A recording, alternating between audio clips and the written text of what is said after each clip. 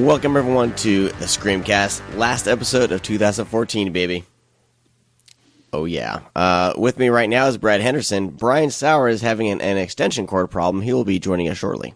I didn't even get to say hello. Oh. I'm a jerk. Sorry about that, Brad. We'll have to get in. At least you took that crown from me. At least I'm not the asshole anymore.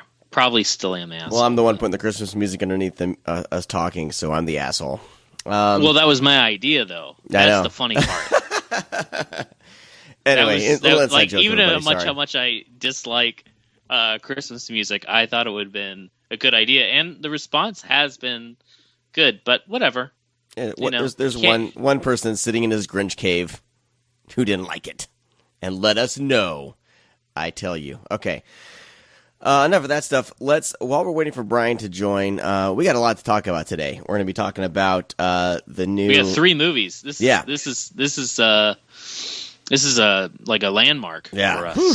Good Lord. We're doing the double feature from Scream Factory, Tales from the Crypt, and Vault of Horror. And then we're going to dive into an early Helen Hunt flick, Trancers. A romantic comedy. There's a lot more romance and action in this movie, by the way. It's fantastic.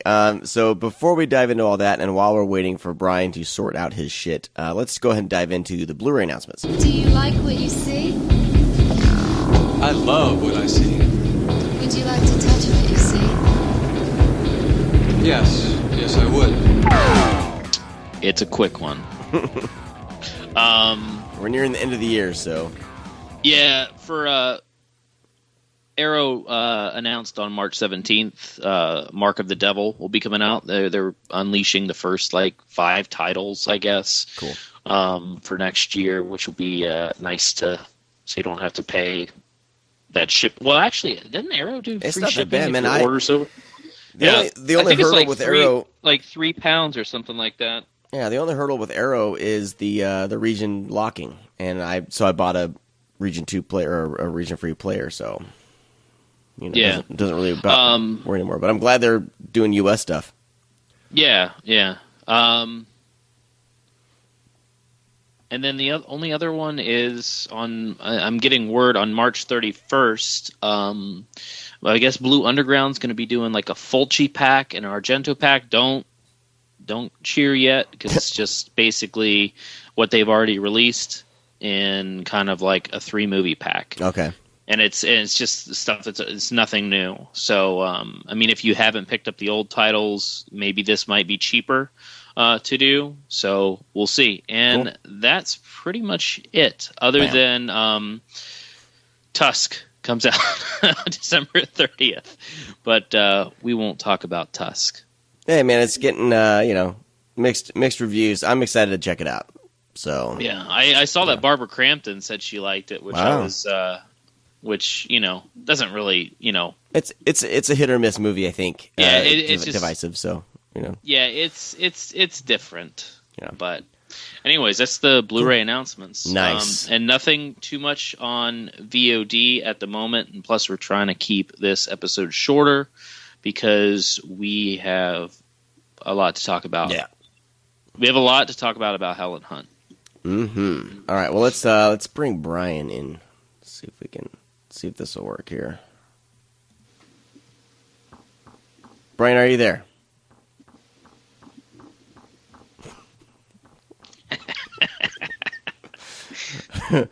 Brian, can you hear me? What is that noise? What is that? Let's try this again. Oh, no sound. Hey. There we go. Hey. All right. There don't know what that was about. Pod people or shit coming through your... Some weird sounds. Yeah. Yeah. Now it's okay. It's okay. We thought you were getting abducted. All right. Well, we just did the best episode ever. Bad news for you. But... Yeah. At least we can write a script and make some money. Nice. Based on a true story. Or podcasting. Nope. All right. Well, we just got done doing the Blu-ray announcements. They were short and sweet. So. Oh, sweet. As I take a sip of my coffee shop of horrors. coffee this morning. Maybe if you just say it and you don't have to talk all sexual and shit. Oh, drinking my Coffee Shop of Horrors coffee. Get their shit from coffeeshopofhorrors.com. Okay. All right, so let's get on. Yeah, there's nothing. Yeah, whatever. That was my horrible plug for the day. We were trying to. Whoa, I'm talking here. Hey, who's the host here? Who's the host? Just kidding. Go for it, Brad. Thought I was a co-host, but whatever. But we are covering Christmas horror films this month, and we kind of threw Tales from the Crypt in there because of the segment All Through the House, which is not. I mean, this Tales from the Crypt isn't a Christmas film, but we're really stretching here for Christmas movies this month, because we don't want to, count a bunch of old back titles. I thought it was pushing it with Silent Night, Deadly Night, but yeah. So Tales from the Crypt.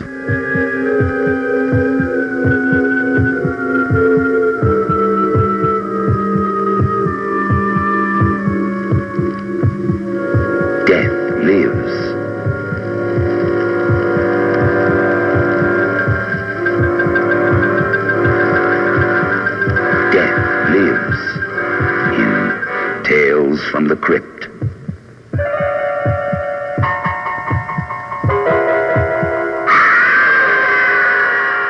Death lives.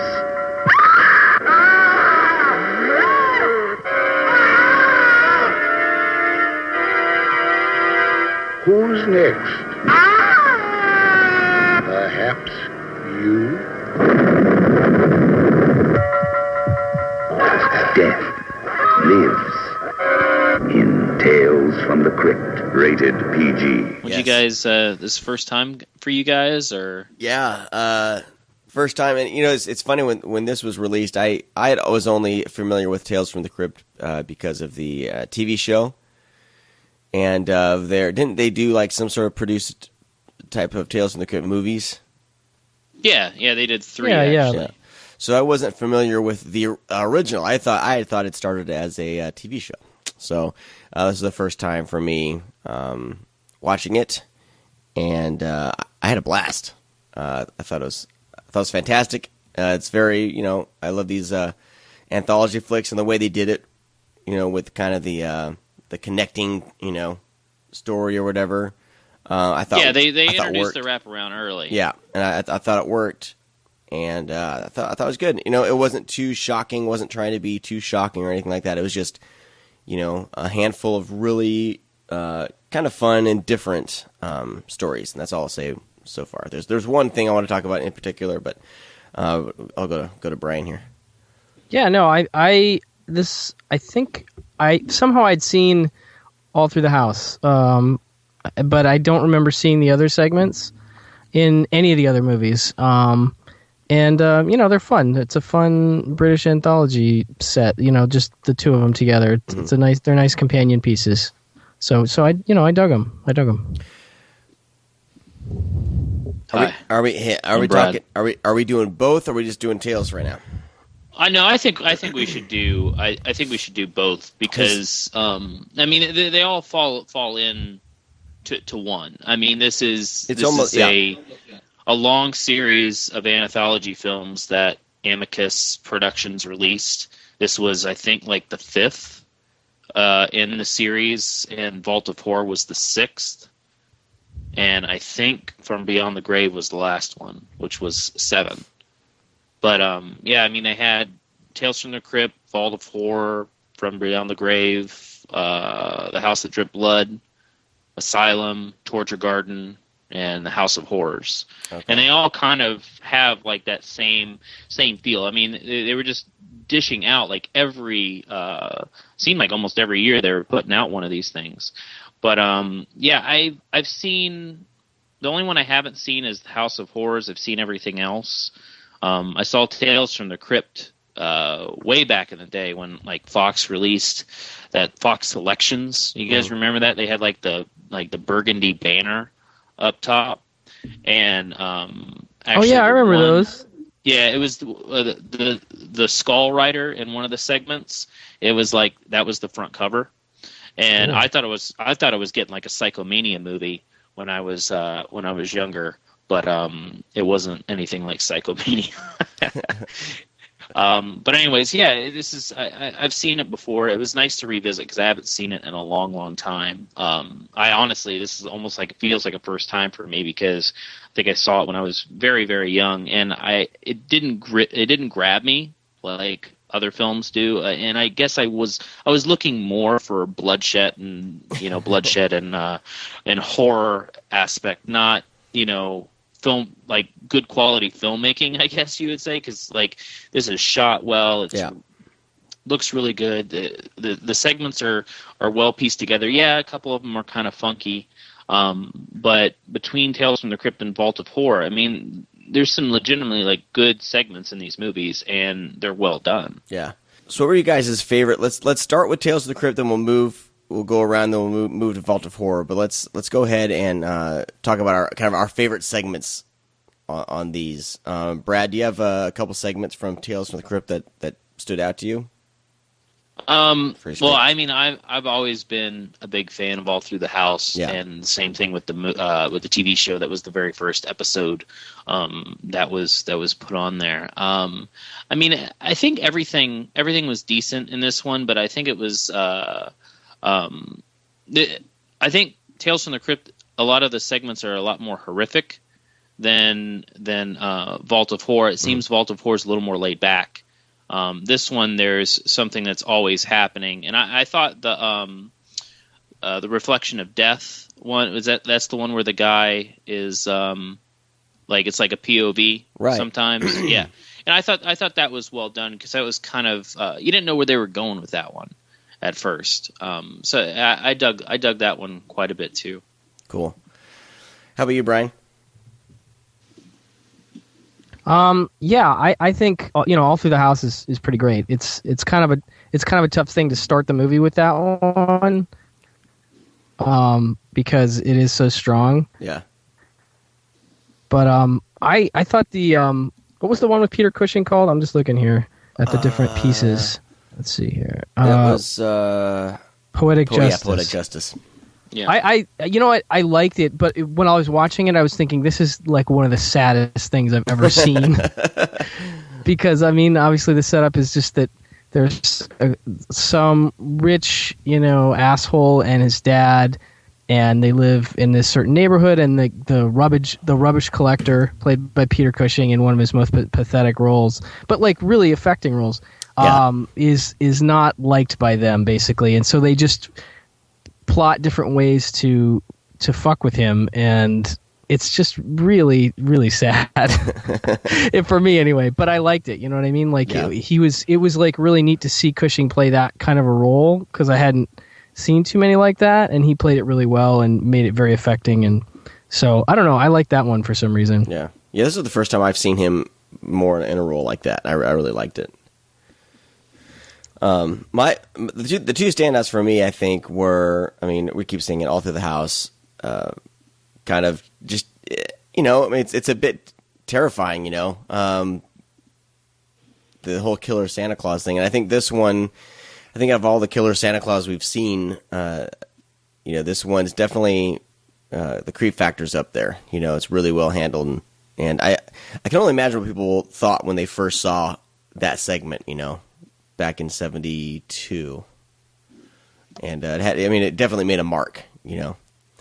I really wanted to talk about the Reflection of Death, because I jotted down in my notes here. I'm like, was this the first kind of full on? I mean, I think the whole thing, once the accident happens, it's pretty much POV, and I wanted to ask you, Brad, since you've seen a lot of first person horror and stuff like that. Like, was this one of the first ones that did this, or was there any that came before this? Because I don't think I've seen anything this old that did a full on POV. The POV like killer, or just a POV in general? They did. I mean, they did like Halloween did the POV killer every now and then, but I mean nothing like this. You know what I mean? I think this lasted longer than anything I'd seen before. Brian, you could probably back me up on this. Doesn't Peeping Tom have a lot of POV? And that was like one of the very first like slashers. Yeah, I mean, if we're talking about horror, then I guess maybe Peeping Tom. But I mean, there's like Lady in the Lake, and some 40s and 50s movies that things I haven't seen. Dark Passage has a long segment like that. I think, if I'm remembering. Yeah, so it's not. But maybe horror wise, I don't really. The POV really doesn't stand out to me, so I'm having a hard time trying to recollect of what films have done it. But yeah, I mean, I highly doubt that this would be close to the first one to do it. I mean, that's a I'm trying to think, but Brian, you just named a few. Yeah. Okay. Yeah, but it's still interesting, and as far as horror movies go, that I don't know. That I'm not sure about. I mean, I wasn't surprised. I knew what was up. We've seen enough horror movies by now, I knew it was up. It wasn't shocking to me, but that's only the only downfall of that segment. I think we all saw it coming. But I thought it was well done. I liked it, Well, and speaking of seeing it coming, Blind Alleys was probably my least favorite of the. That's the last one with the Home for the Blind. Right. Oh, yeah. With the guy and his dog. Yeah, I think it's called "Wish You Were Here" for some reason on IMDb. So. Oh, okay. I'm just looking at the wiki page. Yeah. Okay. Whatever. Maybe it is. No. "Wish You Were Here" is the one before. That's the one with the monkey's paw business. Oh, this is the one after that. Gotcha. Okay, I'm sorry. Yeah, my bad. I forgot about the monkey's paw one. That's Yeah, no, that one's actually kind of interesting now I think about it. It's basically the monkey's paw. Yeah, and it's done really well in a short amount of time. I actually kind of like that one. It's really horrible, but as far as what happens, but Blind Alleys is one where it's got this guy in it that he plays. Patrick Magee. Yeah. The guy from Clockwork Orange. Yeah. That guy is always, not annoying to me, but he plays a certain kind of character that I just. He plays a crazo usually. Yeah, usually. Yeah. I think that's kind of it. Yeah. But he annoys me. So him as sort of the leader of the blind group. I don't know. There's just something about the mannered way that he acts. His acting is a certain way, especially with this kind of a character. But yeah, there's just this whole business where it's just kind of the guy can't figure out what they're doing, and I'm just dude, it's really obvious what they're doing, man. Come on. So that was kind of annoying, because it just took so long to get there. I'm okay, yeah, not surprisingly, that's how it ended. So that's not my favorite way to go out, but it was interesting. Right. See, I've always liked him. He plays in a few of the Amicus movies, and but I know what you mean. He has this he's got the frizzy hair all the time, and he's usually out of his mind or something psychological has happened to him. But yeah, he does something about the way he speaks. I can't explain it exactly. I don't know. And who's the actor that plays that plays the guy coming in? The main guy in that segment. His name, Nigel Patrick is the guy's name. Is it Nigel Patrick? Yeah, he plays the Major. Yeah. Rogers or whatever. He's the one that comes in and basically doesn't give a shit about everyone there. Yeah.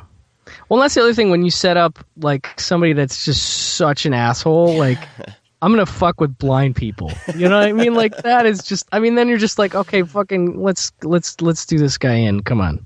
Yeah. That just doesn't even give you. There's no room for anything. Anyway. He's one of those actors I've seen. I feel like I've seen him in a lot of early stuff. I don't know. He looks familiar unless he looks like another actor. But he does. He's played in a lot of stuff. Yeah, from in the 50s. I think that was when his career really took off. But cool. Well, let's go around and talk about Vault of Horror. As far as our favorite segments in this one, was a little more low key. I think, as you were saying, you said that right, Brad. It was a little more laid back. I mean, it was. The segments were good, but they weren't as intense. The only one I thought that was more intense was the Midnight Mess was with the surprise at the end. And see, I haven't seen this in a while, and I totally forgot about that. So I was kind of surprised when that happened. I mean, as soon as the restaurant scene happens and all that's going down, I was like, oh shit. Like, that's what they're doing. That was awesome. I cracked up, man. I started laughing. Yeah, I mean it's corny and it's nothing new, but I mean we're also we're saying nothing new, and these movies were in the 70s, right. So this was new at that time. It was fresh. They were really trying to pull for ideas that were different and surprising, and I imagine seeing this stuff in the 70s would have knocked you on your feet. You'd be like, holy shit. Kind of the same thing with anthologies now. I mean, we're watching anthologies, and when the twist, or even short films, it's nowadays between the short films and anthologies, it's all about the twist. Yeah. If you don't have a twist, then you don't really have anything. In horror, generally speaking. You need that clutch. You need to pull people in, and I think a lot of these had that. It's just that we become so familiar with it, and films have borrowed things from this, and even these things might have borrowed from something else. But now watching it today, a first timer, yeah, it's not new. Yeah. But I think they did a fairly good job with all the anthologies that Amicus has done. I think everything that I've seen, especially Asylum, they're really, really good. Yeah. I've never had, but that's also with Amicus alone. Amicus has done, they did from like the early 60s to late 70s. They just had all these, these British horror films that came out. And I'm really, really hoping, since Scream Factory attacked these two, which they're considered sequels, which, I mean, there's a whole slew of them. I think From Beyond the Grave isn't that a Warner Archive one, Brian? I think they did pick it up. I know it's Warner owned, and I think they did end up putting it out. Yeah. Because it was out on a regular Warner DVD, and then maybe Warner Archive picked it up after that. Yeah, I think that's what happened. But I'm hoping that they go back and they actually attack the Amicus stuff, because I mean they even they just released, not too long ago, they released Doctor and the Devils, which is Freddie Francis, who did the Tales from the Crypt movie. And, he has a lot of stuff, like The Creeping Flesh, Trog, The Skull, which I like quite a bit. And a lot of these have made it on DVD. But if they start attacking the Amicus stuff, which there's not much, or even some of that old British horror, I'll be very, very, very, very happy. Oh, me too. Because even we talked about Legend of Hell House episode, like there's something different when it comes to, and since Brian wasn't on it, I'll ask him now with British horror films. It's a different look, it's a different feel, mostly just in cinematography.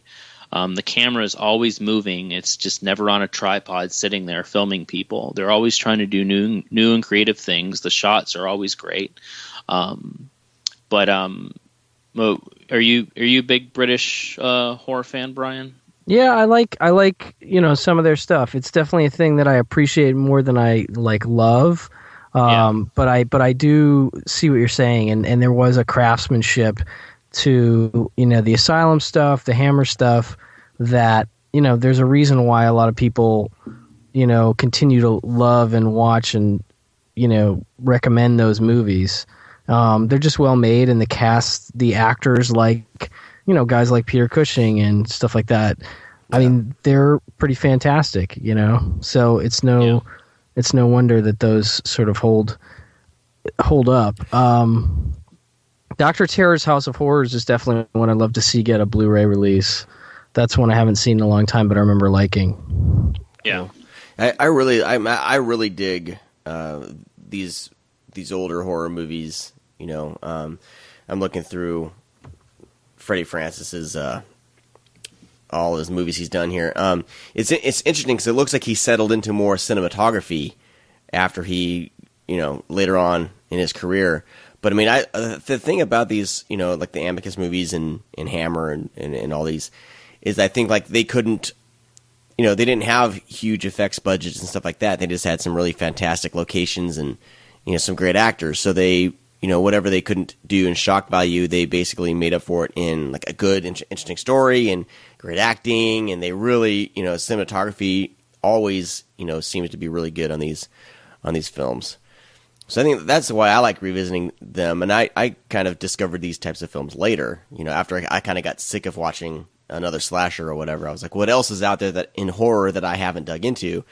And I started kind of digging into more of the Hammer, films, like those the early, like with Peter Cushing, the Frankenstein movies, and like Revenge of Frankenstein and Curse of Dr. Frankenstein or Curse of Frankenstein, and just loved. Those movies like just grabbed a hold of me. I think I just fell in love with that style. So, well, yeah, there's a certain finesse with those films, because I mean, the U.S. we have a slew of decent films, but it doesn't seem like a lot of low budget stuff came out around that time from them, or budget constraint movies, because it seemed like there was more of a group effort than guerrilla style filmmaking with 3 people behind someone's house filming a movie. You don't see that, and a lot of that you see that from filmmakers, and they went other routes. Instead of making quality films, they wanted to focus more on gore, or I mean, there's a lot of gore films that are out that time that people still like, but there's no, like, they don't look good. There's nothing to the movie to keep to make it timeless. The filmmakers are timeless, but their films are kind of forgettable in a way. Yeah. And I don't see it a lot with the Amicus stuff and Hammer and a lot of the British horror films. Brian, what were some of your favorites from Vault of Horror?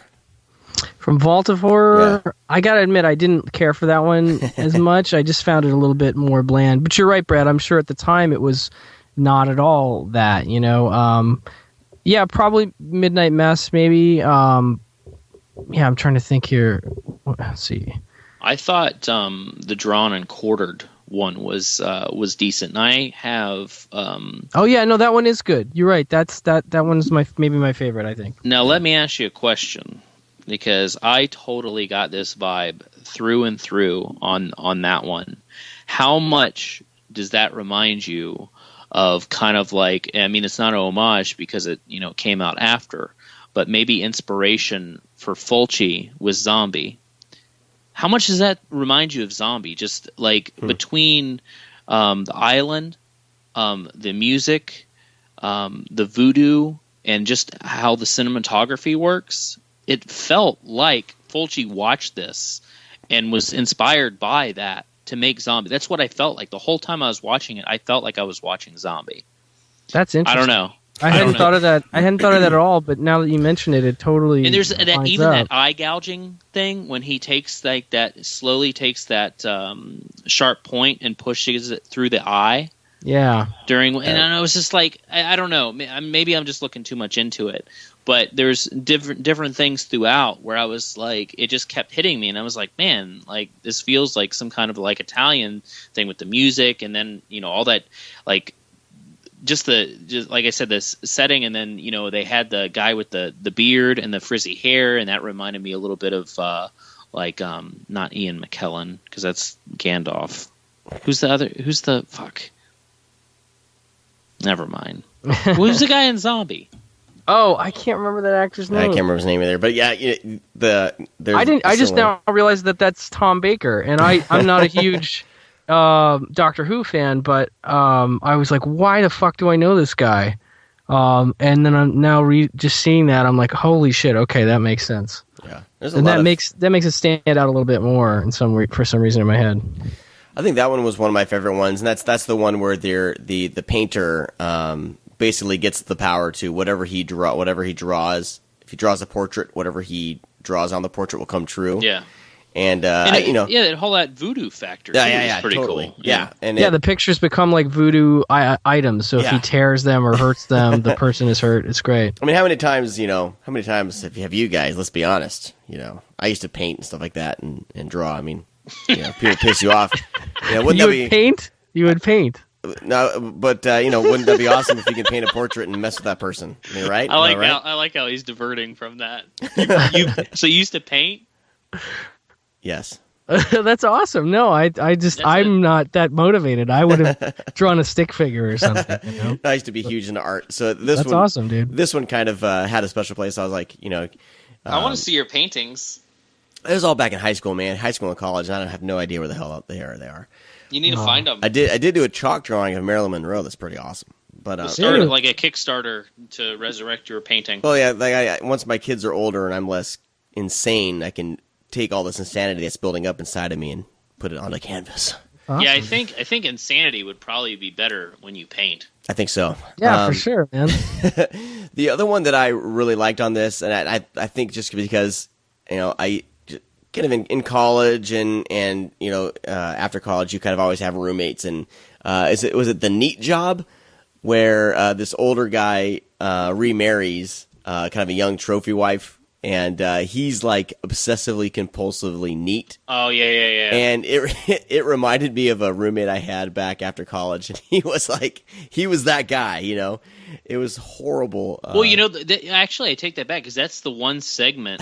Because I watched these with Willow. Okay. Oh boy, the ending of that one. Yeah, and she like I'm watching it, and then like they start going through the jars, and I'm like, oh my god, it's pretty dark. Yeah, that's pretty dark, especially because it's the chick from Mary Poppins on top of it. Yeah. Yeah, and I was like, well, holy crap! Like this is some serial killer shit. Like it comes out of nowhere. Yeah. Because it, like I said, like just the feel and how it starts, and some of the other ones, they're very, very laid back. But this one, man, it just hits you like right towards the end. It was like, where the fuck is this coming from? Oh man, yeah, I think they tried to build it up like he is really driving her nuts, obviously. Yeah, but they don't quite sell that. Yeah, because that's why it comes out of nowhere, because you don't expect it. But I guess that's the fun in it. You know, you know what? Actually, this is funny because I watched this one first, so it's weird because I know it's the follow up, basically Tales from the Crypt. I know you watched Vault of Horror first. I did, so that kind of fucked me up. I think because I was like, because now in talking about that one, I like that story more and Drawn and Quartered more than I remembered. So that's interesting. Yeah. So cool. I mean, I'm so glad these are on Blu-ray, and they look good too. Yeah, which I was surprised. But it looks like towards the end, I think they got the prints from some like not museum, but like film archive. So they definitely had probably like 2K scans of this. Yeah. Well, Tales from the Crypt is the better looking of the two. Vault of Horror is a bit rough in spots, but it gets better. Like it starts out super rough. Like it started playing, and I was like, "Oh my god, this is gonna be bad," because it was just grimy, just like a layer of dirt as it's kind of pushing in on the cityscape, on the buildings. I'm high maintenance Sean over here. Hey, it looked bad, but then it got better. But apparently, the story with Vault of Horror is, I mean, it got a DVD release, right? But they were able to locate the uncut version. So is this the first time the uncut version has been on home video? I don't think so, because do you remember there was like some DVD-Rs that came back that were out in the day? Brian, do you remember that, like, they released like Slaughterhouse and shit like that? It had a bunch of skulls at the top, and they were bootlegs. Oh man, other than bootlegs. They were very, very well. You just asked me. No, but these were like available bootlegs that you could buy online. Oh, okay. Like, they weren't like, I don't know what you would like, because I mean, there's a lot of filmmakers and a lot of companies that release BDRs DVD-Rs because the film's lost. Maybe that's what happened at that time. I don't know, but I want to say that it was uncut, but like a first official release, Sean, I will agree with you. Yeah. Here's what I wanted to get to. I think this was one of their titles that got delayed because they couldn't find some of the uncut footage from Vault of Horror. So maybe I'm assuming they couldn't find the film maybe elements. The original print, yeah. Right. So this got delayed so they can do that. Which Scream Factory got a lot of shit. This year, and it's we been give them a lot of shit. What are you talking we do. about? I mean, but this was something where I'm glad that they delayed it. You know what I mean? Because this is something where they cared enough about it, to really say, we're not going to release, just the theatrical. Because for a while, we're like, oh shit, are they just going to do the theatrical? And kind of the uncut version was kind of the holy grail for everyone wanting this on Blu-ray, because that was what everyone knew it existed, probably because of those bootlegs. But that was cool to see that they did that, and it delayed it 2 months. But here's a quick sorry. Yeah, no, go for it.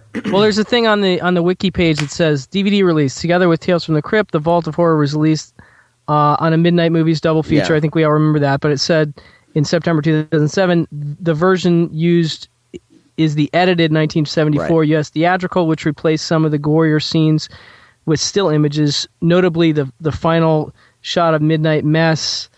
There's I don't want to give away the shots. People can go look this up. But so Midnight Mess and Neat Job, I think both had some stuff that was cut that is clearly restored here. So that's cool. That's great, and they include like 3 versions of Vault of Horror. Like there's a whole separate Blu-ray that has the theatrical cut, which is great to have, I guess, if you want. And then it also has the open matte uncut version. So it's it's a 4:3 or whatever you want to say it, 1.33.1. I don't know. I'm not technical with this crap, but it has the open matte version. What's the difference? I mean, who would want to see the open matte version? Because I'm used to everything, and I like, Well, certain people. It's the same reason why people watch VHS.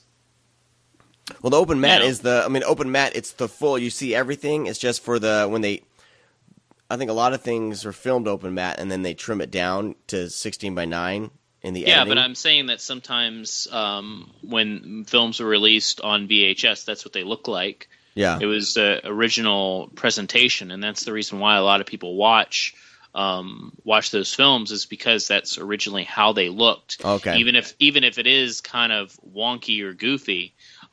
They still like it because that brings them back, and I get that. It's the same thing as why they put the theatrical version on things, because that's what people knew. That's what people like. You look at more or less the uncut, unedited, whatever, more as like special features like we did on DVDs. Like, here's the deleted scenes. Nowadays, they're putting those into the movies, which is cool. I like that better.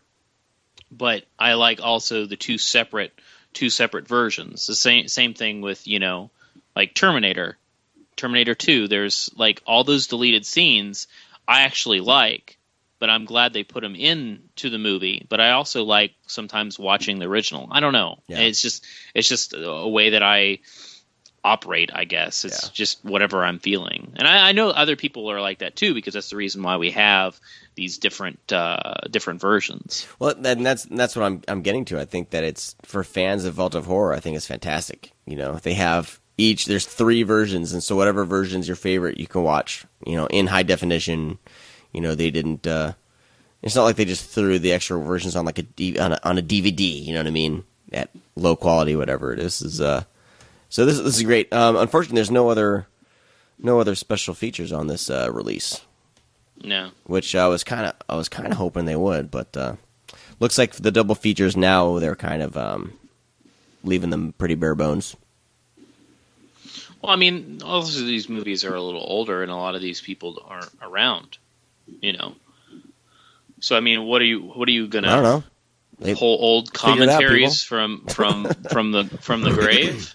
I mean, it'd be like Film Scholar, or I guess it'd be something like that. No, which would be fine. Yeah, you'd have film historians or something, because like on the Kino release of The Devil's Kiss, they actually have an interview, and I think it's maybe a commentary with a film historian. That's pretty interesting. I think those are cool. But I mean, I mean, you put that on there, but seriously, how many people are going to listen to it? I don't know. I've never heard people wanting that. Film nerds like me. Well, yeah, but Yep. you can't get any special features. Get a film historian. Well, okay, it's not gonna happen. I mean, even that a lot of the stuff's in the archives. They don't have, no stills. Nothing was used at that time. Yeah. No, it's great. I'm happy enough to have them. I mean, it's one of those things where it's just kind of a toss-up as to whether, obviously the extras are nice to have, but with movies like this, sometimes I think a lower price point is better because then maybe you get some people venture out into trying them when they wouldn't, even knowing, oh, I'm paying a little more to get extras, but I've never seen this movie, so what do I give a shit about extras? What if the movie sucks, So that's just, but it's a tough call because obviously you and I, all us geeks, would love to have extras on something like this, a commentary, a film scholar commentary, whatever. But yeah, it's with something like this, sometimes I'm torn. The low price point is definitely the thing that might get some, younger horror fans into some older shit, which is kind of cool. Yeah. Yeah, I think that would be a big factor in this is resurrecting it so people have it, Yeah. And people can discover it. Which is one of the great things about Scream Factory is that they're still, and hopefully they'll continue to put out stuff like this, because they obviously have like a taste making factor that is a little bit more questionable these days, but it's certainly a lot of people collect their stuff, and I'd love to see a lot more people check out older British horror or whatever else they can turn people onto. Oh no, yeah, Brian, I just wish they gave their stuff in Walmart. Yeah. Oh, I know you're not saying that, Sean. I'm just like that's no. something I was thinking about. No, I'm stoked for Supernova, guys. I don't know about you guys. I just cannot wait to watch some Supernova in HD. I'm being sarcastic. But I would love if they actually got their product, because I mean some of the more contemporary releases are released at Walmart and other places, but I mean some of their older films, they're not making it on the shelves. Yeah, and totally. even like Best Buy, I mean, Best Buy Sean, you said anything. Yeah, they don't hardly carry anything. So we're like losing out because we're having so much of this indie stuff that's popular and mainstream horror. But I would hope and want that people are releasing this, a new generation gets to discover it and gets excited, because I mean it's hard, number one, to find them on VHS. Number two, they probably don't have a VCR. And three, the VHS probably costs too much, so why do they want to pay it? Yeah. So it's cool when companies like this are releasing stuff. We just, I just wish it got out there more. Yeah. So. Right. So Cool. I think that's. I think it's a set worth picking up. Yeah. For No, sure. it's like right now it's like $14.99. Yeah. No brainer. No. Pick that Two up. movies, yeah, definitely. Yeah, Jesus, and they're worth it too. Like, I mean, I love anthology flicks, and if there up till now, they've been kind of hard to come by on home video. I mean, there's a couple on Netflix streaming, but as someone who likes these movies, and it's great to add to the collection. Yeah, I would say said Amicus has 7 of them, I think, and it'd be nice to have them all out there. That'd be great. Hopefully Scream Factory, once they're done releasing all the Animal Go Wild movies, double features, they'll go back into some anthology. Hey man, I love that stuff. Oh, I can't wait. I'm psyched. Man, next year, if you're a fan of Animals Go Crazy, wow, we got some double features for you next year. Those are going to be fun shows. It's gonna be. Oh, I'm pre-ordering all those for sure. All right, fellas, let's jump into the sci-fi Christmas opus that is Trancers. I'm Jack Death. I'm a trooper in the 23rd century. Jack Death, Angel City PD. May I see your stats? What did I do? Under Section 7 of the Penal Code, the Council authorized me to administer you a transfer suspect examination. You can't give me a TSE without a warrant. I got your warrant right here, pal. Okay. I don't want any trouble. Hold out your... My job is hunting Trancers. I got nothing to hide. Finding them, and singeing them. Look out! Of course, sometimes they find me first. then it's a little more complicated. We monitored a line disruption in Los Angeles, December 1985. Van Zandt, Ash, and I all had ancestors in the city then. If you think I'm bringing that scum up the line, you got the wrong trooper. Unless you stop Whistler, everything the Council has accomplished for the last 40 years will count for nothing. Okay, let's say I believe this. You're a cop from the future and you're chasing this guy Piper. Whistler. Why doesn't he just turn you into one of these zombies? Or me? Trancing only works on squids, people with weak minds, easily controlled. Lena, I'm from another time, another world. I don't even know what you people eat for lunch. Jack Death is back. And he's never even been here before. Trancers. Trancers, yay! This is a 1985 flick directed by Charles Band of Full Moon. And, a lot of people are kind of hit or miss on him. And I think recently he's made more enemies than fans. But hit or miss of his movies or his shystiness? Both. I think both. But I think there's been, 6 Trancers movies? 6. Holy Lord. Yes. That's a lot of Jack Death. And but we're talking about the first one, and this is the only one that I've seen. It's starring Tim Thomerson as Jack Death. Is it Jack Death? Am I saying that right? Yeah. And Helen Hunt, guys. Wow, I'd always heard of Trancers. I'd always seen the DVD set, and goofy sci-fi is right up my alley. But I'd never seen it. Well, you got that.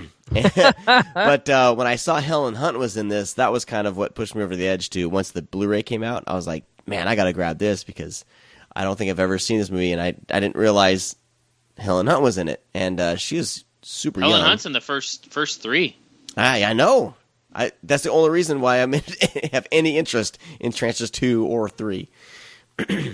But, I know the big one is 4. I know a lot of people that like 4. Oh, really? But yeah, okay. I don't know if I want to sit through 6 Trancers movies, guys. But the plot on this one is the police trooper Jack Death, who in the beginning segment is awesome. That's the thing. I want to see a full movie of him in the future as this character. But it's the year 2247, and they're hunting down some guy who basically turns people into zombies. Called some guy Trancers, Michael Stefani, Whistler, Martin Whistler, and basically Jack Death has to go back in time, assuming the identity of an ancestor, because that's the only way you can time travel, which I thought was kind of a cool idea. And so he becomes a L.A. police detective to track down Whistler. So hijinks ensues, as they say. Helen Hunt plays a punk rock girl. And punk rock being that she has a little bit of blue hair. Yeah, I'm like, she's not punk rock, guys. And they go to a punk rock club. That's about it. Yeah. Yeah, she doesn't quite sell it as the punk rock girl, but that's okay because she's really cute in 1984. Oh yeah. Yeah. So guys, Trancers. Brad.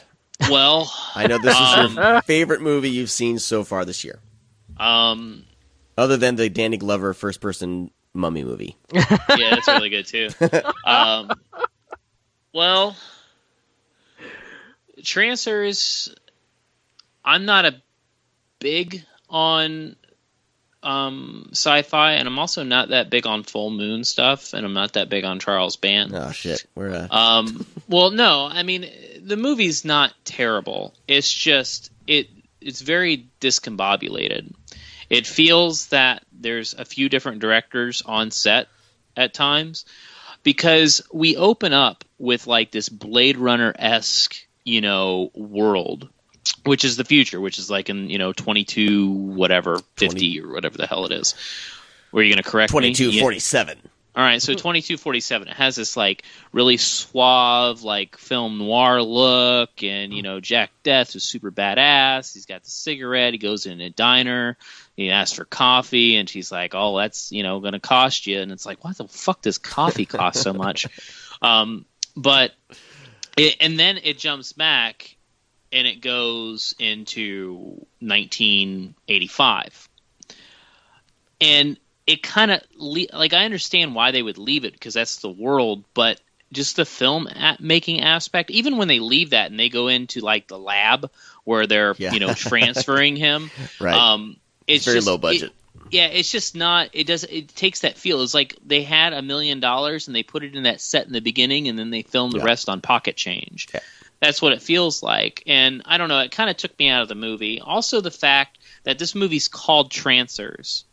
But we totally forget that there's Trancers existing, and Trancers actually happen because there's maybe 3 through the movie.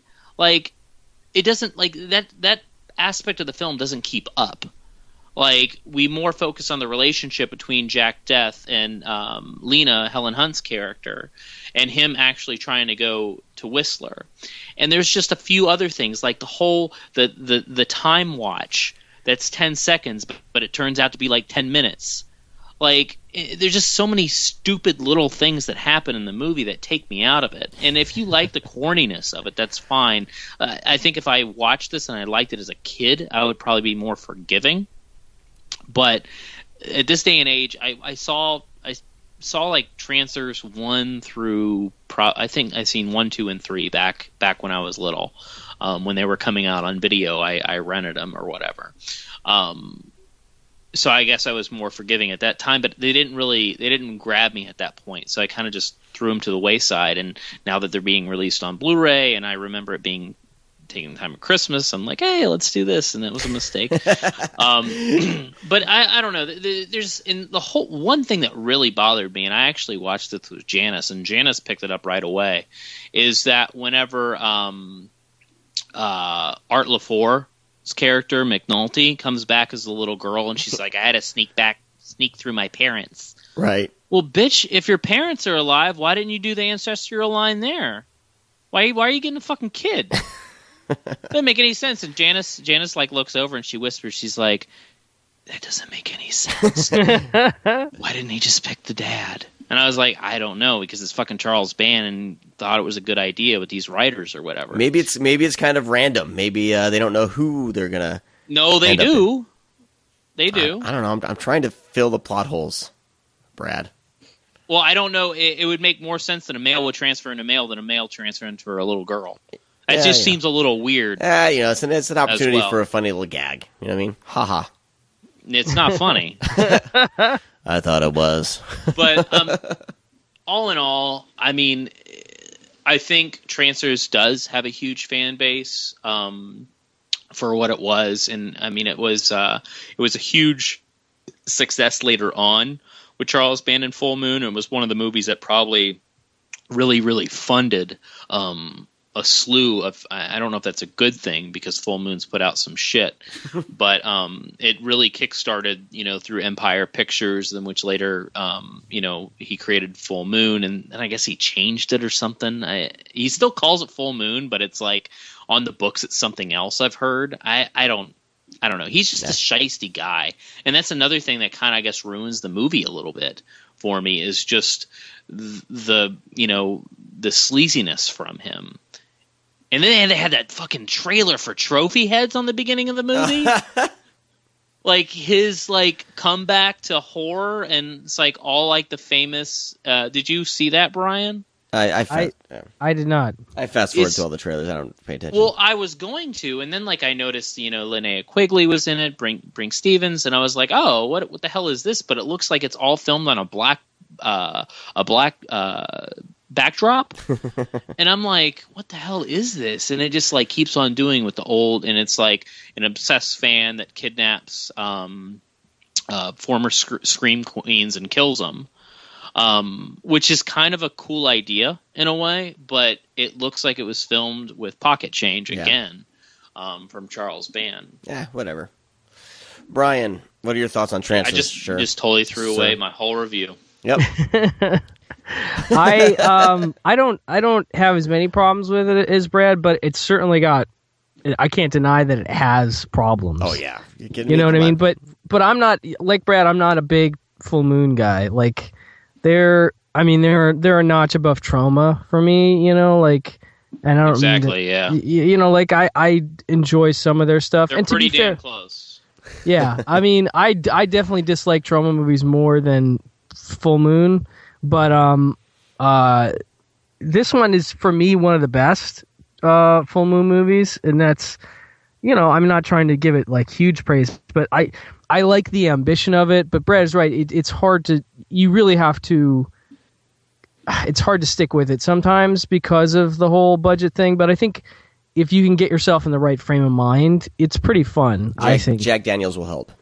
Yeah, no, definitely booze helps for sure. Yeah, it's but you know, I mean, it's like I said, it's actually an interesting idea, you know? I mean, it's maybe overly ambitious for something that's shot on this budget level, and that is, which I can respect. Yeah. I mean, you know, it's problematic to have such an ambitious idea, and then have some silly things in it, you know. But like, I like this one. I am a pretty big sci-fi fan, so time travel stuff is kind of a like real go-to for me. So I'll watch, you know, most time travel stuff. I love time bounce movies. I love all that stuff. So this is kind of, you know, I mean, there's definitely a Terminator-y element to it, a quantum leapy thing. I don't know, but there's some cool things. I like his gun. You know, I like the sound. Like it's bought at the dollar store. Yeah, I mean, you know, it looks like shit, but I swear they're stealing a sound from Star Wars for the actual gun, but I could be wrong. Oh, probably. But it sounds like a blaster from Star Wars or something. But you know, I like Tim Thomerson. I think he's sort of an actor that, like, you know, I don't know which movie I'm thinking of, but he's played a dad in a bunch of movies that I kind of had a fondness for. So it's interesting to see him as like this sort of tough guy, sort of fish out of water, you know, dude. I don't know. This one, like I said, it's not one that I run to a lot, and I haven't seen 2, 3, and now I'm curious about 4. But I do remember that all of them were big renters at the video store where I worked in the late 1990s. Huge video success. Yeah, especially 2 and 3, which had some pretty shitty video covers. Oh yeah, 2 is horrible. So I was like, why are people renting this? But that's Full Moon, though. I mean, that's how all their stuff looks. Yeah, it's true. Yeah. All their covers look awful. But clearly, it was a thing. I remember where I was just like, they got rented so much. I was like, what the fuck is up with these Trancers movies? Actually, you know what? Full Moon was really popular at my video store in general, and I'm sure this was the case all over the country, but like the Bloodstone subspecies movies, those got rented all the time. I remember that, and I was just kind of like, who is renting these and why? And I still haven't seen those, and so I should really check them out. I've actually heard the second subspecies movies is supposed to be good, so yeah, just don't watch the first one. Yeah. But anyway, so yeah, I mean, I have a slight affection for it because I'm a sucker for certain kinds of sci-fi. And I'm also a sucker for young Helen Hunt, I gotta say. Yeah, I mean, she's gorgeous. You know, I love her in, you know, Girls Just Want to Have Fun, obviously, but then, like, she did a whole bunch of stuff, like, what is that fucking drug movie that she did?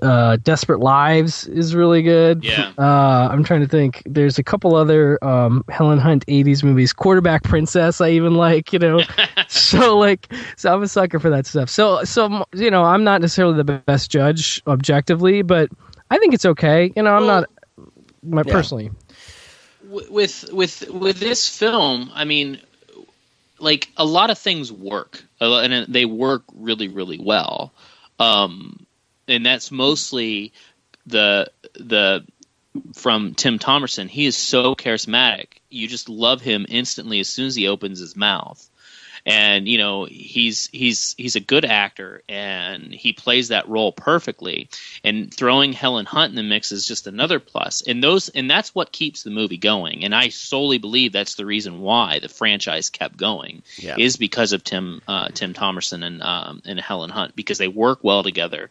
And it was just a good pairing, and the chemistry between them was, you know, within just even them just waking up. And that whole bedroom scene when he's slicking back his hair, and it's all perfect. Like all that stuff really works, and I enjoy the connection between the two and the conversations that they have. It's just everything that's surrounding those two actors that I think this movie falls and fails. Yeah. On different levels. Well, yeah, I can hear all the excuse me. Wow. Let me make a note. I think you need a timeout. Jesus.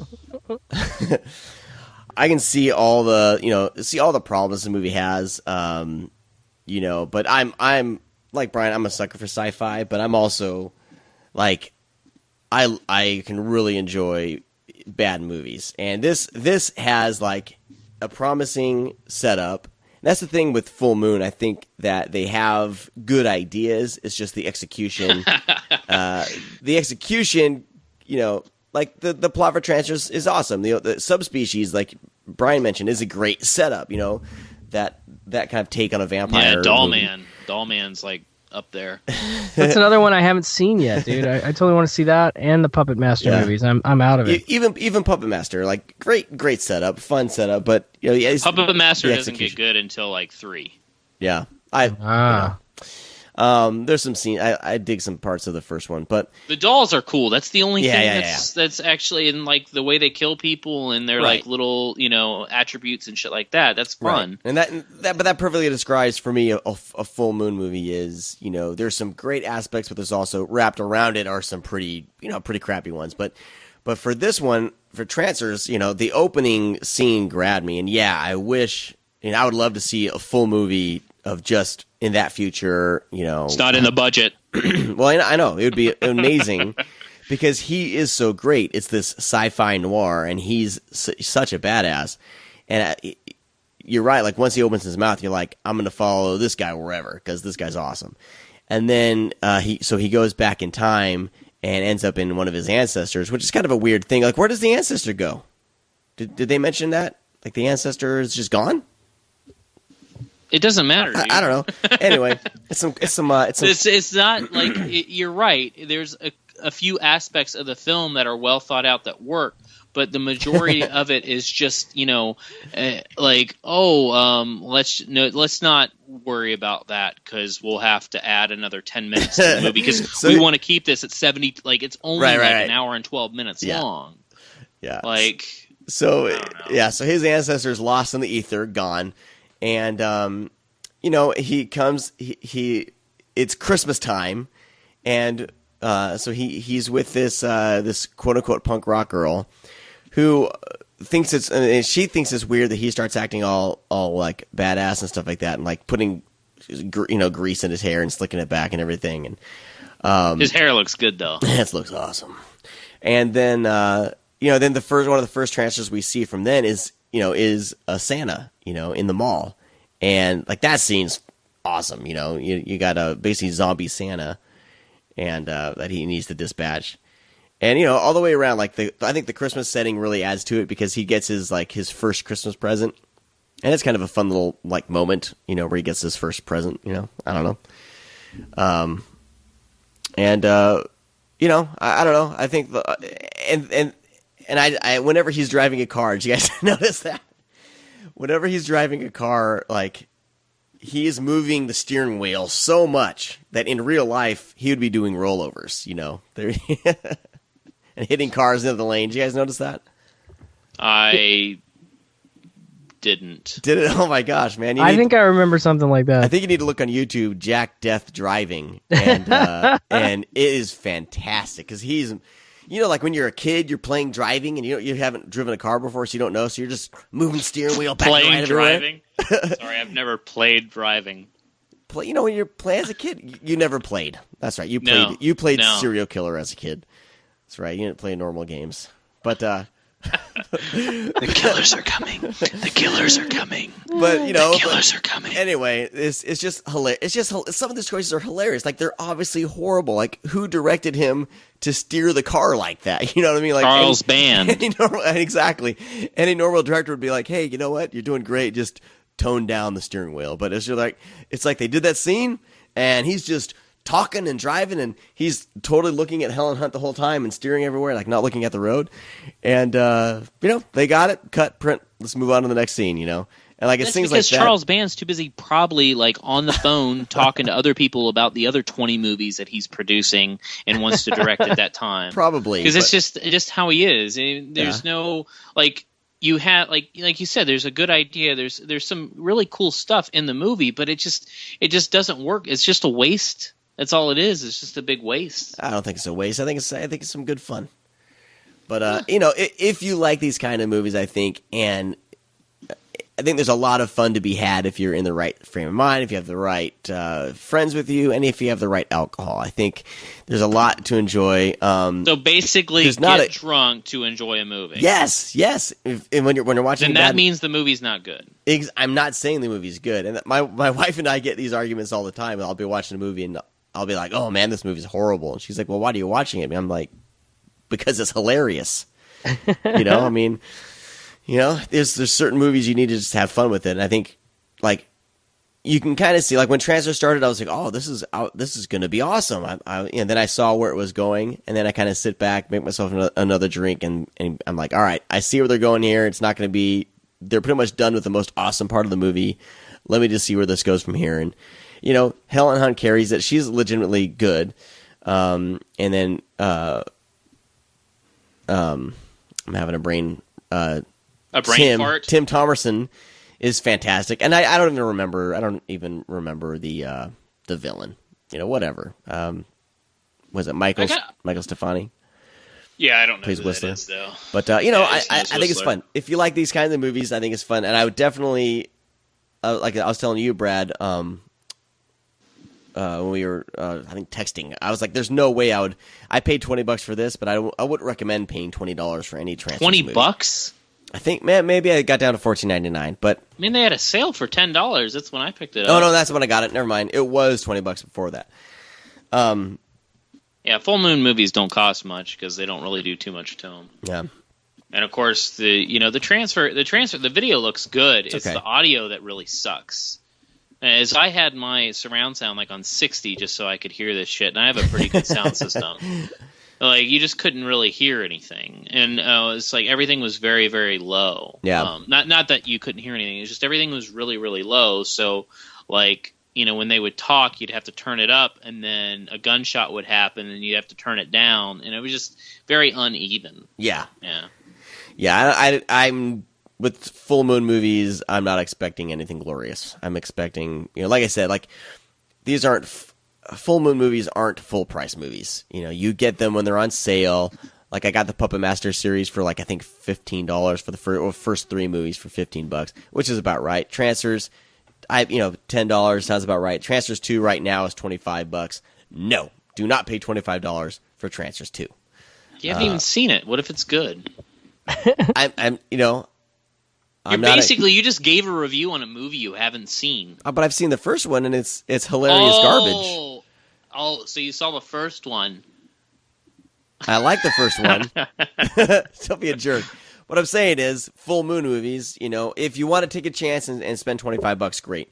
For me, I haven't seen Trancers 2. I'm not going to spend $25 on a movie I haven't seen.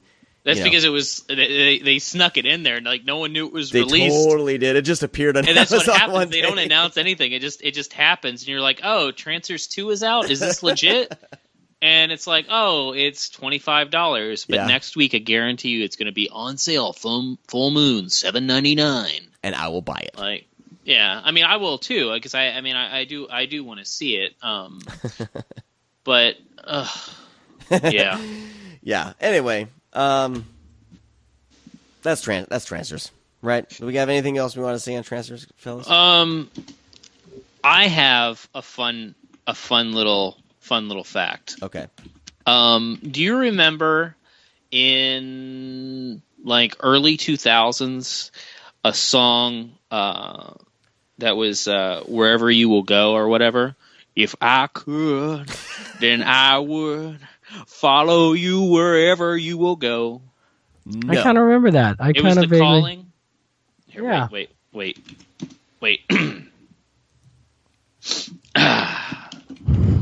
You got the. I hear it. This is gonna be good. Don't cut any of this out. Oh god. I was about to make an edit note. Oh, it's got to play an ad first. So let's talk for 26 seconds. Oh shit. Well, wait till it says skip now in 5 seconds. No, you can't. You can't. Here, let me pick something that's not. See, all this Vivo, Vuvu stuff. It takes forever. Like Technology. It says add 1 of 5. Like what Jesus. The fuck? You gotta watch 5 ads. You gotta watch 5 ads just to hear a song. But I'll talk why this is happening. In the early 2000s, this band came out called The Calling, and it was Wherever You Will Go. Well, the guy that's the lead singer of the band is Charles Band's son. What? Yeah. He was in this band was huge at the time. I mean, they only had like a couple albums and this terrible song. But this is Charles Band's kid, man. So this is The Calling, Wherever You Will Go. How's that sound? Sounds like you're playing it from speakers. That sounds amazing. Oh yes, you remember that, right? I remember this song. I did this at That's karaoke Charles quite Band's a bit. kid. Marie girl. Because everyone in the 2000s and late 90s sang like this.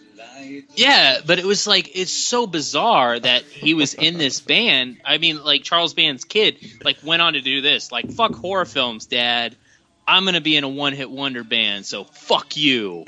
I'm pretty sure they had more hits. I'm gonna tour with Nickelback. It's gonna be awesome. They probably did. Here we go. Yeah. I totally rocked this at karaoke back in the day. Wherever you ever go. Okay, anyway. It's like Scott Stapp's like Creed. Right, yeah. Everyone in 2000, every band had that voice. Ridiculous. I called it the Nickelback syndrome. It was like, Nickelback. Wait, Nickelback did it? You mean those idiots did it? We can do it too, guys. Come on. We'll get full moon money. Dad, make a movie real quick. Pay for our record. All right, gentlemen. We are getting thin on time. So that was Trancers, everybody. Trancers. Here we go. Yeah, it's definitely worth picking up if it's cheaper. For cheap. Sure. Yeah. It's a fun time. It's not a good movie, but if you're someone like me who likes bad movies, it's a bad movie you're going to have a lot of fun with, in my opinion. All right, well, gentlemen, let's jump into we're going to do our top 5 or 10. I tried doing 5, it went to 10. Our top Blu-ray releases of 2014.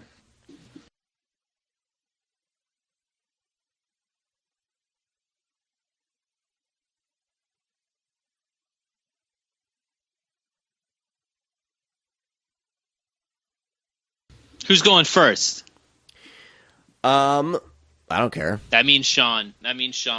I'll go first. Yeah, I knew it by that tone. I will rattle these off fairly quickly, but these are basically the 10 Blu-rays that I'm really happy to have in my collection, just because most of them I couldn't even, you asked me last year, like, will any of these movies be on Blu-ray? I would have told you, hell no, they're not going to go on Blu-ray. Who would spend the money to put these on Blu-ray? I would have said yes, and it would have been Screen Factory. Right. Well, anyway, these are in no particular order. They are going down the stack that I just stacked them in. The first one, I think this is my favorite release of 2014, is Screen Factory's Nightbreed limited edition set. I think even if you're not a fan of Nightbreed, you have to appreciate like what Scream Factory did to get this made, to get Clive Barker's director's cut finally made and put in high definition. I think they deserve a lot of credit for releasing this. And even if you don't want the theatrical cut, I think the director's cut, just the standalone version, is good enough to get. But them bringing Nightbreed to Blu-ray is pretty fantastic, and I really like what they did with the set. And I'm not much for boxes and stuff. I can care less. Most of the time, I just want the movie. But I like that they made it in a sturdy box. It looks good on the shelf. Next you look up, good on the shelf. Yeah. Next up is Cult Epic's release of Necromantic, a movie that I thought, that I wouldn't get any enjoyment out of at all. But just the fact that this is out on Blu-ray, and then now Arrow just released a sexy-looking set, I think that, even if you're not a fan of the movie, I think this is one of those movies that is worth talking about if you're into, cinema and cinema history. Just the fact that this was banned for so long and finally got an HD release, I think is worth talking about. And for me, someone who likes to collect oddities and kind of movie history items, I think this is a great, a set to have. So Necromantic, that's going to go over well at the next family Christmas party. If they hear that. If they see that on my shelf. Anyway, next up, Shockwaves, Blue Underground's Blu-ray of Shockwaves. This is one of my favorite Nazi zombie movies of all time. Peter Cushing's in it. John Carradine.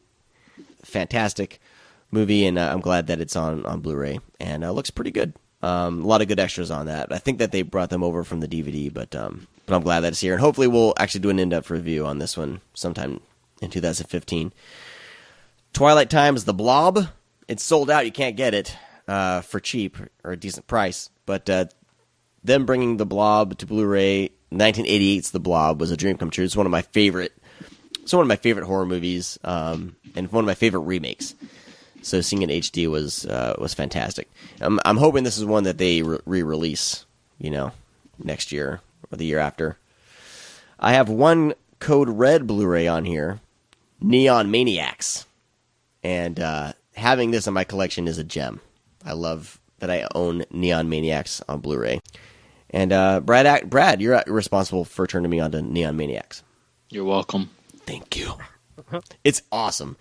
Brian, of course, Brian has seen Neon Maniacs. I have. I'm a fan. I got that Blu-ray. Someone needs to release an actual card set of the monsters that because they show a card set in the movie, and that would be great. But Neon Maniacs. Next up, Death Spa. This was one that I saw. I saw the press release for, and I knew that I would love this movie. I can't believe that it's on Blu-ray. Looks great, and MPI was the media group that released it, but Gorgon Video, they kind of came back on the scene with this Blu-ray. I was hoping I would see more announcements from them. I was hoping they were back with a vengeance, but they're kind of slowly kind of getting stuff together, I think. Yeah, I think they're getting ready. I mean, they did Evils in the Night, which was great. So yeah, I imagine we'll see more from them in the future. I think so. But Death Spa is fantastic. If you haven't seen it, you need to watch it because it's a lot of fun. Mario Bava's Planet of the Vampires from Kino, and I believe they partnered with I think Scorpion did the special features or helped with the special features or something. But Planet of the Vampires, I saw this movie on Netflix streaming one night a few years back. Maybe it may have been longer than that.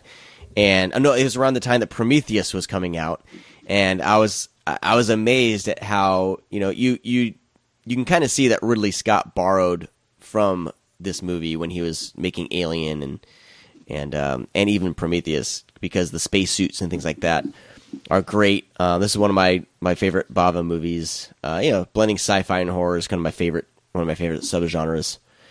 And having this on Blu-ray, I was so excited when it got announced. Next up is Scream Factory's Phantom of the Paradise. Such an offbeat musical and musical kind of, I don't know even how to describe it, but it's a take on the Phantom of the Opera, and it's good old Brian De Palma, who is awesome, and I'm glad that finally got a Blu-ray release. And next up, Texas Chainsaw Massacre, the 4K scan, the 4K Blu-ray that they released. Looks great. If you're a fan of Texas Chainsaw Massacre, this is the set to get. I got the 40th Anniversary Collector's Edition. My only thing that I do not like is the way they made the packaging the same size as a DVD package. So, no. When it's on the shelf, it towers above the other Blu-rays, and it's annoying. They do that so you put it to the side. No, there's certain movies that deserve to be set to the side and have their own section, and that's one of them. Because I actually have a set for bigger, because there's a lot of DVDs or Blu-rays that do that. Hey, it annoyed me when VHS did it with the big old clam shells. and it annoys me. This annoys me. I don't know. That's just me. That's called high maintenance, Sean. But anyway, that aside, the set is awesome. It's never looked better. It is stacked with special features, and I think it's actually a pretty decent price. So this is, I'm hoping this is the definitive release of Texas Chainsaw, because I don't think I'll be buying it again. Yeah, I don't think they'll get any better, actually. And finally, fellas, we talked about this movie. This is the crown of my Vinegar Syndrome collection, Raw Force. The Blu-ray is fantastic. The movie is even awesomer. Is awesomer a word? And nope. and I just, the fact that this is on Blu-ray staggers my mind. But I love that it's there and it's on display for all to see. So those are my favorite releases of 2014. There's so many. Like I think 2014 was like such a banner year for releases. That imagine what next year's going to be like. Dude, my wallet is already hurting. So, gentlemen, I will leave it to you. Who would like to go next? You let Brian go. Brian? Okay. I'll go real quick here. I have 5 or 6, and then I have some honorable mention sort of stuff. I'm going to start off with Messiah of Evil, Code Red. They had put out a nice DVD of this a while back, but it's wonderful to see this on Blu-ray. That's a great horror flick. One of the best atmospheric horror movies I can think of. I love, and we've talked about my love for Deadly Eyes, the Scream Factory release, Killer Rats, Dachshunds Dressed as Rats. I just love this movie, so that's just my stuff is maybe a little weird, but it's very personal, and I love that. I thought the disc was actually had a few good extras even, so that was a shocker. That was I can't believe it's on Blu-ray kind of thing, which is awesome. Runaway Nightmare was one that, this is Vinegar Syndrome, and I never heard of it until they put it out, and sitting down to watch that movie is quite an experience, because it's just so bizarre and so feels like some kind of fever dream, just kind of a, what the fuck is going on kind of thing. And I don't know, I just think, I know that I'm going to come back to that one, and it's a really nice special edition from Vinegar Syndrome. So that was one that I enjoyed. Phantom of the Paradise, of course, that is one of my favorite movies, and it actually got, I think the Arrow version also came out early this year. Yeah.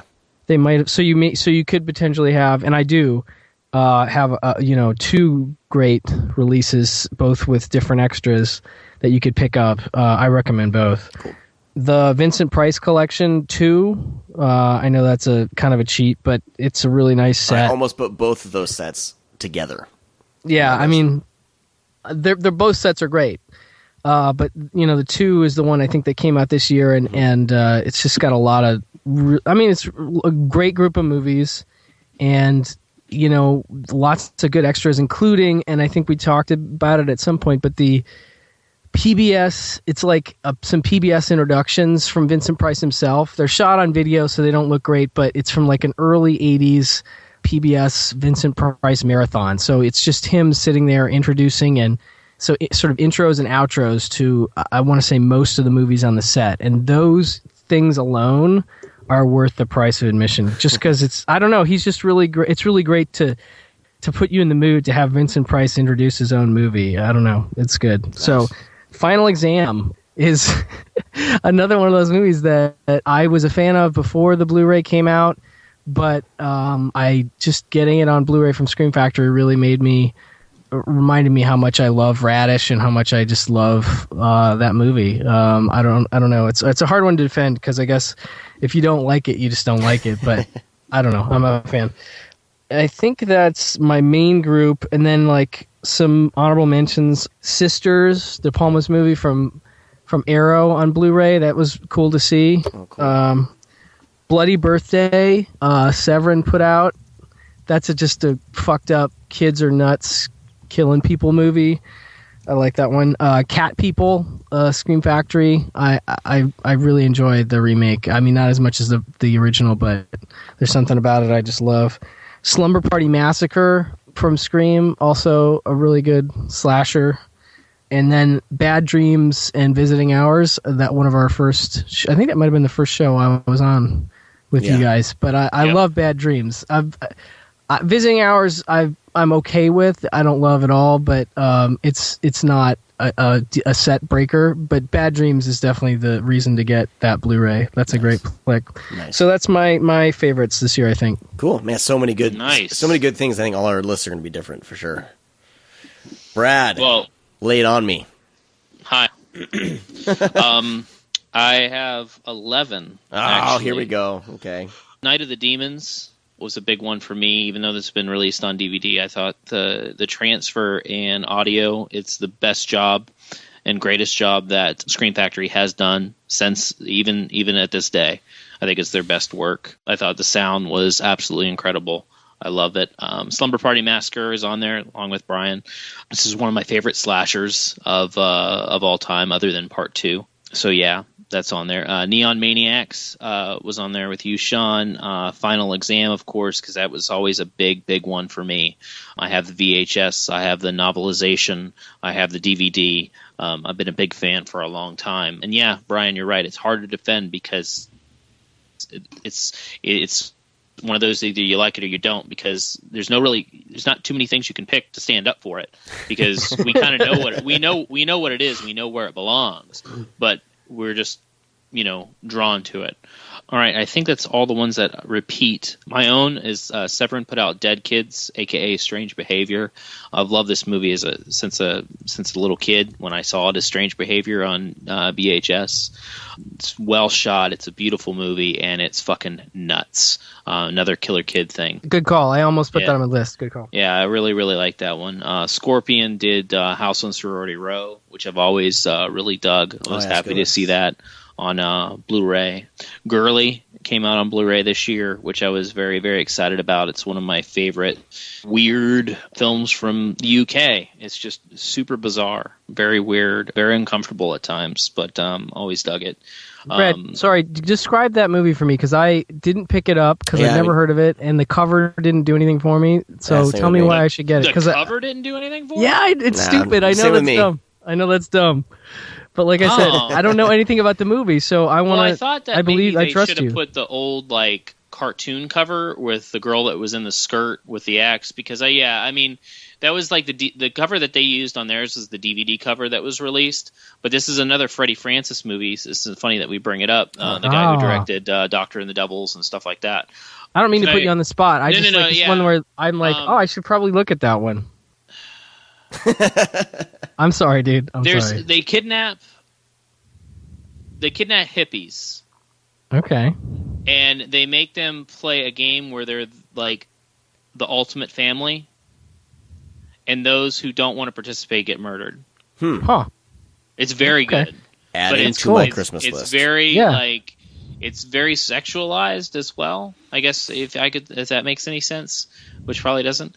But yeah, it's like, because we have Girly, who is played by Vanessa something. But yeah, she is, she's cute. She's a teenager. She's very immature. And she's the one with the axe. Yeah, it's a very bizarre movie, but it's just one of those that once you see it, you'll never forget it. Cool. It's one of the most memorable horror films that I've ever seen, and it's funny at times. That's cool. No, I'm looking at the Scorpion site still has it. Nice. Okay. Yeah, it's also limited edition, I believe, so you might want to pick that up as soon as you can. The Lorelei's Grasp came out. I think a German company released that. I've always been wanting that on something else other than VHS. I was very, very pleased to get that. That was an import. You can get that on Diabolic's website, I believe, which it's not like limited edition or anything, but What's the name of it?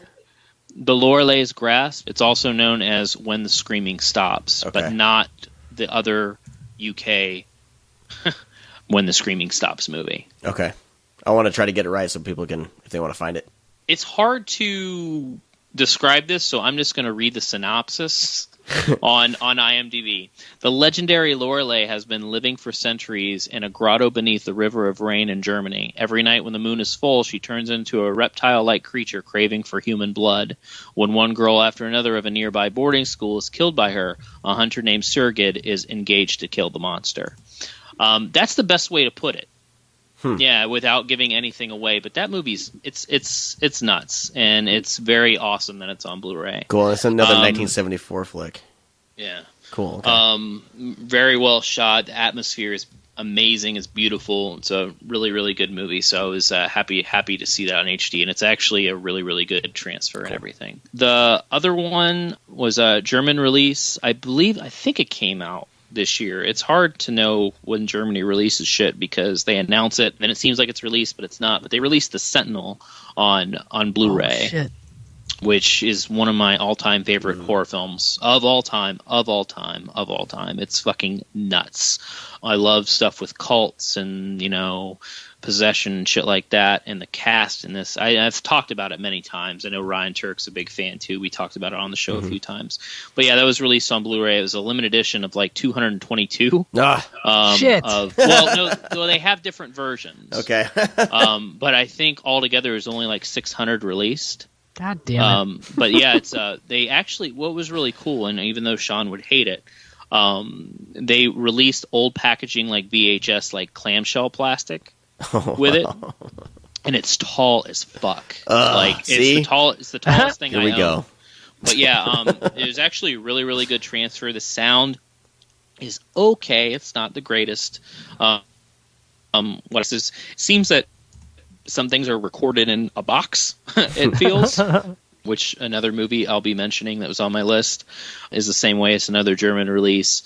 But I figured out, I know this is not good. It's not. I just found a loophole.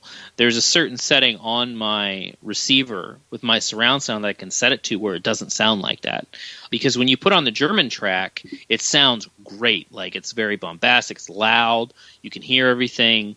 But when you turn it to the English track, everything changes. And everything like dials down. But I found a setting on my because I was messing with it, and I was like, holy shit, this actually sounds pretty good. So I have to do that, which you shouldn't have to. But it's the Sentinel on Blu-ray, so shut the fuck up. Trick or Treat, the old Trick or Treat from the 80s with Ozzy Osbourne and Gene Simmons and Ragman and Sammy Kerr. This finally made it on Blu-ray over in the UK with the soundtrack and everything. And the same company that released The Sentinel did it, NSM Records. Same thing, the video quality is great, but the sound is a little goofed up. And this one sucks a little bit more because it's all about the soundtrack with this one. But again, that setting, it changes it, and it sounds decent. And my number one, drum roll, Trancers. No, I'm just Stage Fright. I'm nice. Michel Sauvier, his film. I love it. It's one of my favorite slashers, again, up there with like Slumber Party Massacre and Final Exam, which is really weird this year. Some of my all-time favorite slashers. Yeah, a lot of slashers this year. Was released. All I need is The Mutilator and Slaughter High, and I will be fine. Then I can die a happy man. But until then, we'll have to wait. But yeah, those are my top 11. Awesome. Dude, I can't believe I left Stage Fright off my list. I suck.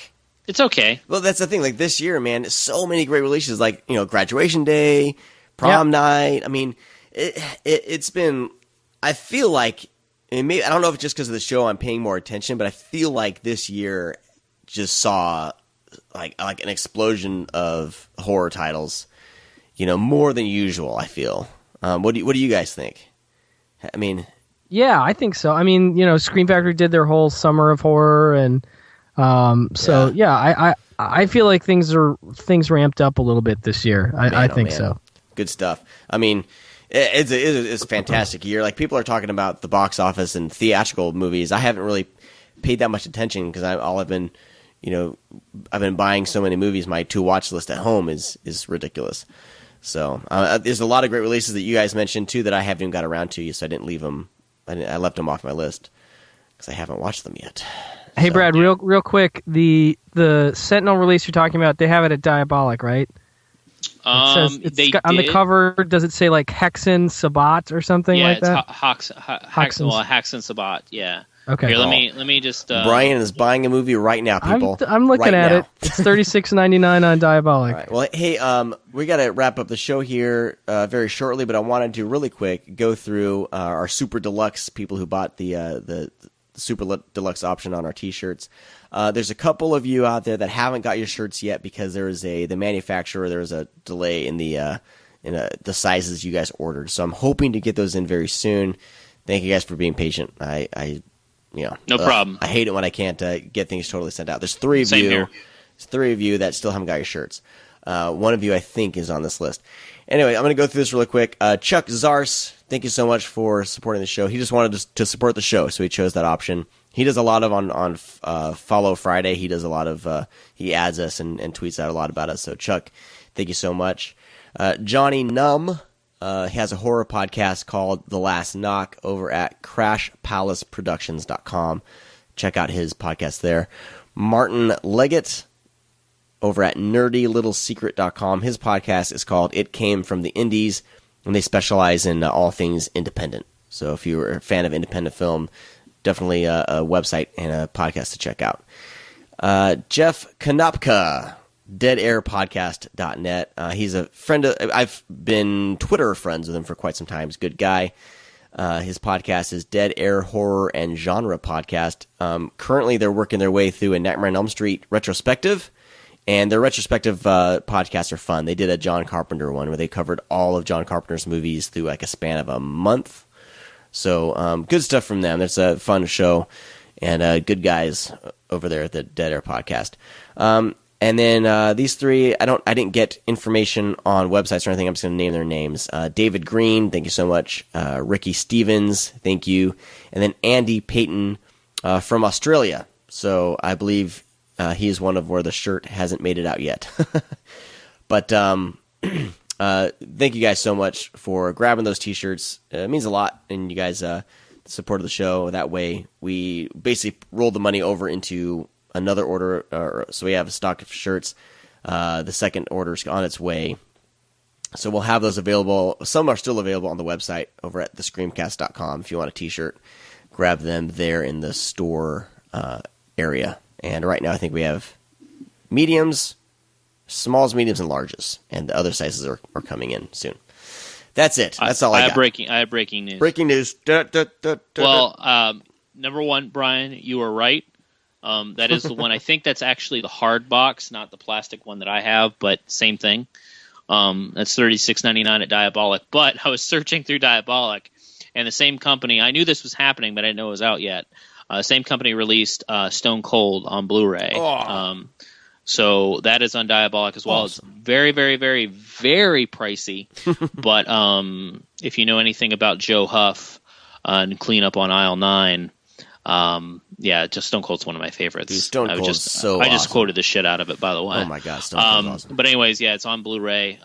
Same thing, the media book from NSM, and it's like $43 is very pricey, but you're not getting just a plastic case. You're getting like a hardback book from these guys. Like, they do fantastic work with their. Yes, it's in German, but. Where else? I mean, MGM owns Stone Cold, I believe. So it's got to be coming out in the next couple of years. Somebody like Shout's got to step up and release it. I mean, I know they own it, and it has a fan base too. Yeah, it's got a big fan base. Yeah, somebody will snag that. Hopefully. Yeah, I'm hoping. All right, gentlemen. Well, it's been a fantastic year. I took a chance and started up this podcast in February, and you will go. I'm not trying to have a moment here, Brad. I'm trying to have a moment. Sorry. And this podcast, I think, has gone above and beyond all my expectations. It was just some little thing I was just thinking about doing on my own, and then I tweeted it out, and Brad jumped on board. And I think Brad's been a huge part of keeping the show going, bringing in guests. So I want to give credit where credit's due. Brad's a huge backbone of the podcast. And the only reason why I survived is because Sean is killer at editing. Whatever, man. Me out. Sometimes I have to make editorial choices, of course, but not often, man.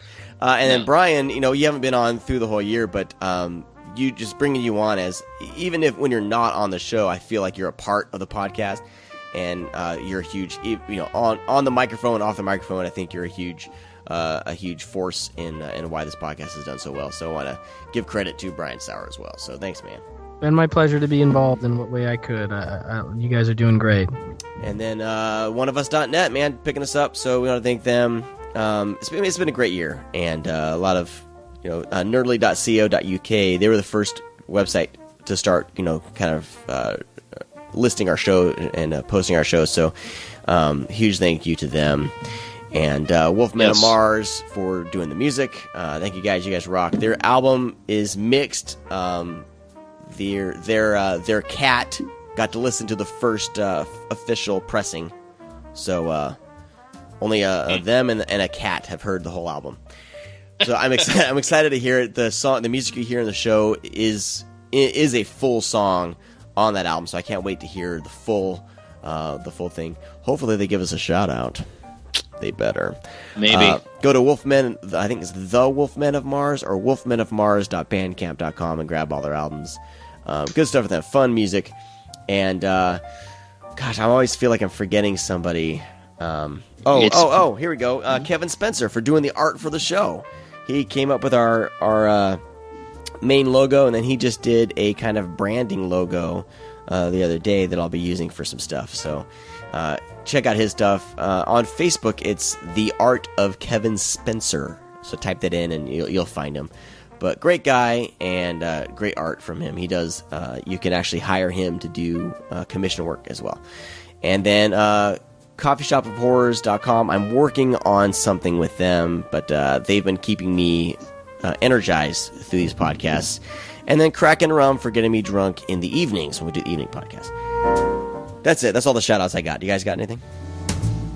No, just thanks for having me part of the show. And I'm glad this has been something that we started out small and we're like, whatever. And then it became huge for us. And it's a big part of our lives. And we're part of other people's lives, which is very, very cool. People come for us for source of information, opinions on movies, what should I buy, and that means a lot to us, even though you might not think, but the first thing that pops in your head is, well, let me tweet ScreamCast, or let me tweet Sean or Brad or Brian, and figure out if this is something worth buying. That really, really means a lot to us, because that means you respect our opinions and value them, which is badass.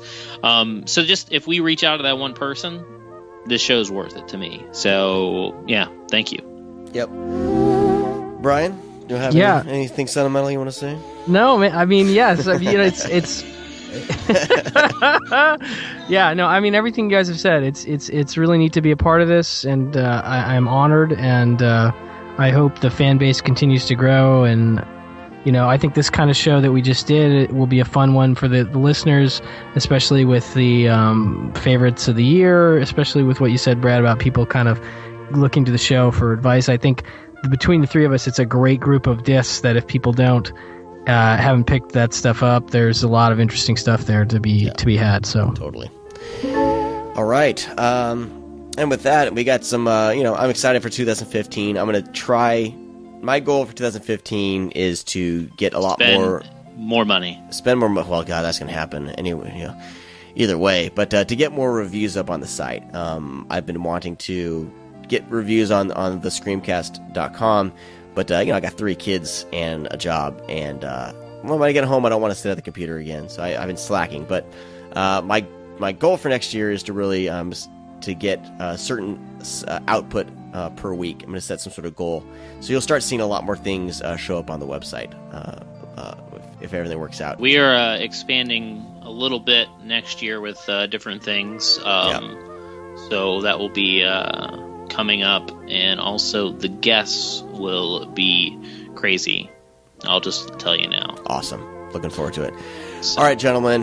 With that, have a happy New Year. This is the last show of the year. We're going to take a break next week, spend time with our families, get through Christmas, and into the new year. And we will have an episode for you in January, first week of January 2015. So all of you have a happy Christmas, a Merry Christmas, Happy Christmas, Happy Hanukkah, Kwanzaa, all that good stuff, and a Happy New Year. We'll talk to all of you in 2015. Bye-bye. Yeah. See you guys later. It's a good song, man. It's a good song. All right. You will go. All right. Wow. Oh, don't tell me you're leaving. The party's just begun.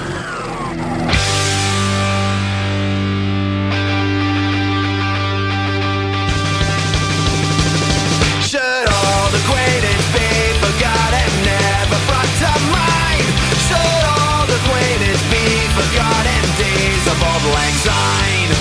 Don't forget the ones you love and let's have a good time. Don't forget the ones you love and days of old lang syne.